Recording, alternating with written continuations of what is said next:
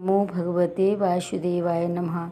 Radhe Radhe friends, मैं दिशा सिंह आप सभी का स्वागत करती हूं अपने यूट्यूब चैनल मांडवी के कन्हैया पर, जहां पर हम आज आपको निर्जला एकादशी व्रत के पारण की विधि बताने वाले हैं। निर्जला एकादशी व्रत का पारण कैसे करें और निर्जला एकादशी व्रत के पारण में क्या लेना चाहिए, क्या खाना चाहिए, क्या नहीं खाना चाहिए, कौन कौन सी चीज़ों का दान करना चाहिए और क्या करना है, कैसे करना है, वो सभी आपको डिटेल में बताने वाली हूँ। तो यदि आप चैनल पर नए हैं, चैनल को सब्सक्राइब अभी तक नहीं किया है तो चैनल को सब्सक्राइब कर लीजिएगा। साथ ही बेल आइकन को ऑल पर क्लिक कर दीजिएगा, उससे हमारे आने वाले सभी वीडियोज़ की नोटिफिकेशन आप सभी को आसानी से मिल जाया करेगी। तो चलिए जान लेते हैं निर्जला एकादशी व्रत के पारण का शुभ मुहूर्त, पूजा विधि। आज 31 मई 2023 को साल की सबसे बड़ी निर्जला एकादशी का व्रत है। निर्जला एकादशी व्रत खोलते समय कुछ खास नियमों को जरूर ध्यान में रखें। एक भी चूक से 24 एकादशी व्रत के फल से वंचित हो सकते हैं। आज साल की सबसे बड़ी निर्जला एकादशी का व्रत है। एकादशी का व्रत भगवान विष्णु को समर्पित है। इसके प्रभाव से मानव के समस्त पापों का नाश होता है और मृत्यु के पश्चात जन्म मरण के बंधन से मुक्त हो जाता है। जगत के पालनहार भगवान श्री हरि विष्णु को प्रसन्न करने के लिए 24 घंटे निर्जल व्रत किया जाता है। मान्यता है कि इससे धन लक्ष्मी की प्राप्ति होती है और वैवाहिक जीवन सुख समृद्धि से भर जाता है। निर्जला एकादशी व्रत का पारण द्वादशी तिथि को किया जाएगा। निर्जला एकादशी व्रत खोलते समय कुछ खास नियमों का पालन जरूर करें। एक भी चूक से साल की 24 एकादशियों का फल मिलता है, उससे हम वंचित हो सकते हैं। इसलिए आइए जानते हैं निर्जला एकादशी व्रत पारण नियम और कैसे खोलें ये व्रत। निर्जला एकादशी का व्रत पारण करना है 1 जून गुरुवार 2023 को। गुरुवार का दिन भगवान विष्णु को समर्पित है। इस दिन भी गुरुवार व्रत करते हैं। निर्जला एकादशी का व्रत खोलने के लिए 1 जून को दोपहर 5:24 से सुबह 8:10 तक का सबसे शुभ समय है। ज्येष्ठ माह के शुक्ल पक्ष की द्वादशी तिथि दोपहर 1:39 पर समाप्त हुई। इस तिथि के समापन से पहले एकादशी व्रत खोलने का विधान है, नहीं तो व्रत व्यर्थ चला जाता है। यदि आप व्रत शुभ मुहूर्त में नहीं खोलते हैं तो व्रत का जो फल होता है वो हमें पूर्ण फल प्राप्त नहीं होता है।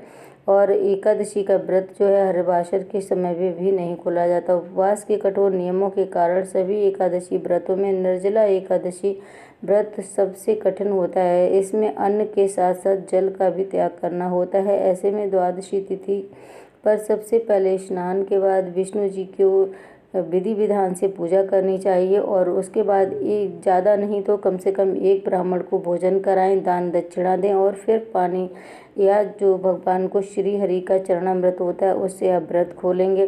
तुलसी का पत्ता आपको पारण में जरूर लेना होता है। एकादशी व्रत पर पानी पीकर व्रत खोलना चाहिए। फिर पूजा में चढ़ाए गए रसीले फल जरूर खाएं। इससे हमारी सेहत अच्छी रहेगी, क्योंकि एक दिन पहले आपने पूरी रात्रि और पूरे दिन जल का एक भी बूंद नहीं पिया होता है, तो डायरेक्ट खाना नहीं खाना चाहिए। सबसे पहले आप कोई फल खा लें, उसके बाद आपको बाद में व्रत का पारण करते हुए खाना खाना है। एकादशी व्रत पारण हरिवासर में भूल कर भी नहीं करना चाहिए, नहीं तो व्रत का फल जो है वो उससे आप वंचित रह जाएंगे। द्वादशी तिथि में पहली 1/4 अवधि को हरिवासर कहा जाता है। इस दौरान एकादशी का पारण करना अशुभ माना जाता है। इस साल निर्जला एकादशी का व्रत पारण गुरुवार के दिन किया जाएगा। ऐसे में जो लोग गुरुवार का व्रत करते हैं वह फलाहार करके एकादशी का व्रत खोलेंगे।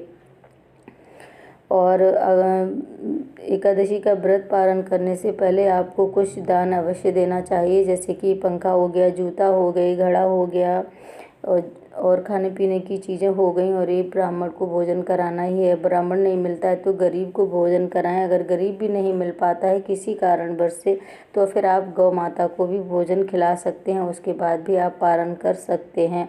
पारण शुभ मुहूर्त में ही करना ज़्यादा शुभ होता है, तो आप कोशिश करें कि आप शुभ मुहूर्त में ही पारण करें। ऐसी मान्यता है कि एकादशी व्रत जितना महत्वपूर्ण होता है उससे उतना ही महत्वपूर्ण व्रत का पारण करना भी होता है। यदि व्रत का पारण शुभ मुहूर्त में न किया जाए तो व्रत का फल हमें पूर्ण फल नहीं प्राप्त होता है। तो इसलिए कोशिश यही करें कि पारण शुभ मुहूर्त में ही करें। और सबसे पहले आप भगवान का पूजन करें, भगवान विष्णु को, भगवान लड्डू गोपाल जी को स्नान कराएं, पूजा करें, आरती करें, प्रसाद चढ़ाएं। उसके बाद में अपने शुभ मुहूर्त में व्रत का पारण करें। गौ माता को भी आप रोटी खिला सकते हैं, उससे भी आप अपना भोजन दे सकते हैं। और यदि आप वर्किंग हैं तो फिर आप अपने साथ में पूजा आप करने के बाद पारण की सारी चीज़ें अपने साथ में लेकर जाएं और जब शुभ मुहूर्त हो तभी आप व्रत का पारण कर लें। तो ये जानकारी थी जो एकादशी निर्जला एकादशी व्रत के पारण की मैंने आपको दी है। साथ ही एकादशी व्रत की पूजा कैसे की जाती है उसकी वीडियो मैं साथ साथ में आपको बताती जा रही हूँ। तो आई होप कि आप सभी को समझ में आया होगा कि मैंने आपको जैसे भी बताई है। और पसंद आएगा वीडियो तो ज़्यादा से ज़्यादा फ्रेंड्स और फैमिली में शेयर कर दीजिएगा और वीडियो को लाइक भी कर दिया कीजिए और चैनल को सब्सक्राइब करके मेरे चैनल को सपोर्ट कर सकते हैं ढेर सारा।